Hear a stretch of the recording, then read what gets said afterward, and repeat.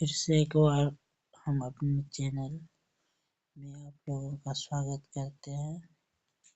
इससे पहले हमने पार्ट 1 पार्ट 2 संस्कृत का वीडियो डाल चुके हैं।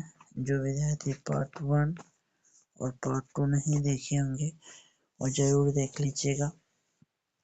आज हम आप लोगों के लिए पार्ट 3 लेके आए हैं। आज आप लोगों को हम पार्ट 3 बताएंगे, तो आप लोग ध्यान दीजिएगा। तो सबसे पहले हम लोग आज जानेंगे कि स्वरों के कितने भेद होते हैं। तो स्वरों के मुख्यतः 3 भेद होते हैं। पहला है ह्रस्व स्वर।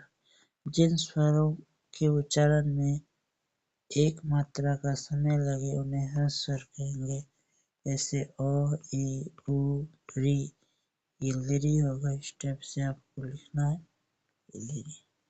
ये सब ह्रस्व स्वर है। और ह्रस्व स्वर की संख्या कितने होते हैं? तो 5 होते हैं, याद रखना। आकाश और दीर्घ। चलिए फिर हम लोग दीर्घ स्वर। जिन स्वरों के उच्चारण में 2 मात्रा का समय लगे हुए दीर्घ स्वर कहे जाते हैं। जैसे आ, दीर्घ ई, दीर्घ उ, दीर्घ री, ए, औ, ए, औ। ये सब आपको दीर्घ स्वर कहे। उनके बाद प्लुत स्वर। जिन स्वरों के उच्चारण में 2 मात्रा से अधिक अर्थात 3 मात्रा का समय लगे उन्हें प्लुत कहेंगे। प्लुत स्वरों की पहचान के लिए ये जो चिन्ह है, इस चिन्ह को आपको याद रखना है। इस टाइप का चिन्ह लगा रहेगा। चलिए आगे हम लोग देखते हैं। ये आपको जो है एग्जाम्पल है, ये ओ, ये इस टाइप का चिन्ह डाल दीजिएगा। तो ये जैसे बोलेंगे ओ, ह्रस्व स्वर, आ, दीर्घ स्वर, ओ। ये हो गया प्लुत स्वर। अब ओम, यह स्वर त्रिमात्रिक है जिसका प्रयोग वेदों में होता है। यहाँ ओ का प्लुत स्वर है। अ, ई, उ प्रत्येक वर्ण के 18 भेद है। ये बहुत बार एग्जाम में पूछा जाता है कि अ के कितने भेद है, तो अ के 18 भेद हैं। ई के कितने भेद है, तो 18 भेद है। उ के कितने भेद है, 18 भेद है। री के कितने भेद, 18 भेद है।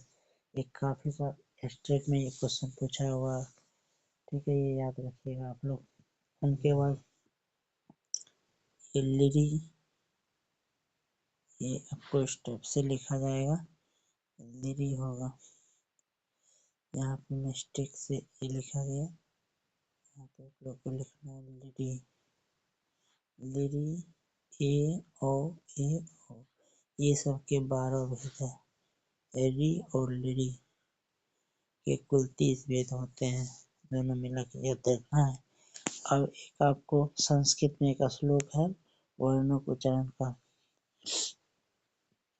चलिए एक श्लोक है, यह श्लोक को आपको याद करना है। एक मात्रो भवेत् हर्षो, द्विमात्रे दीर्घ उच्यते, त्रिमात्रे सुपुल्तो ज्ञो, व्यंजनम चार्धमात्रिकम्। अर्थात ह्रस्व स्वर की 1 मात्रा, दीर्घ स्वर की 2 मात्रा और प्लुत स्वर की त्रिमात्रा समझनी चाहिए। व्यंजन वर्णों की आधा मात्रा जाननी चाहिए। 1 मात्रिक में ये सब आ जाएंगे। ह्रस्व स्वर, द्विमात्रा में दीर्घ स्वर और त्रिमात्रा में प्लुत स्वर आ जाएंगे। उनके बाद आपको ध्यान रखना है, जो व्यंजन होंगे वो अर्धमात्रीय होंगे। ठीक है, ये आपको याद रखना है। उनके बाद ये बात आप लोग जान ही गए होंगे, उनसे आगे देखते हैं हम लोग। मात्रा, पलक झपकने के समय को 1 मात्रा काल देखते हैं। मतलब 1 मात्रा होता है कि आँख का जो पलक होता है ना, झपकने में जितना टाइम लगेगा वो 1 मात्रा होता है।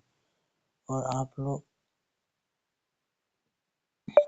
को एक बात, आज हैप्पी क्रिसमस डे है और आप लोगों को हैप्पी क्रिसमस डे की ढेर सारी शुभकामनाएं।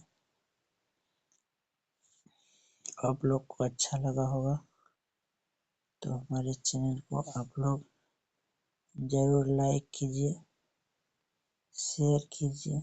हम आप लोगों के लिए इसी टाइप के नए नए वीडियो लाते रहेंगे। हम आपको बेसिक से संस्कृत पढ़ा रहे हैं, बस आप लोग को